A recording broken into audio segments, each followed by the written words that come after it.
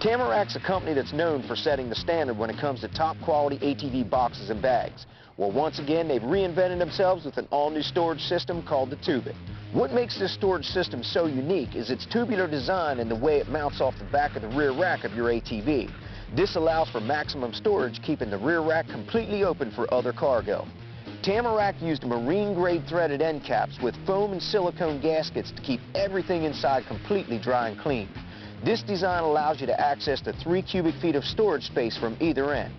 For safety, Tamarac designed the Tubit so it doesn't block your ATV's taillight and took it one step further by adding rear and side reflectors. Installation of the Tubit is simple and mounts to almost any metal or composite racks without drilling. It's held in place by 2 polypropylene cradles and can be easily removed from your ATV in a matter of seconds. Once removed, the Tubit's molded handle makes it easy to carry to your truck or campsite. The Tubit's available in black, red, or dark green to complement any color ATV. For more information on this new ATV accessory, get to your local Tamarac dealer or visit them on the web. If you're looking for added storage on your ATV that'll keep everything clean and dry, even in the harshest conditions, be sure and check out the Tubit by Tamarac.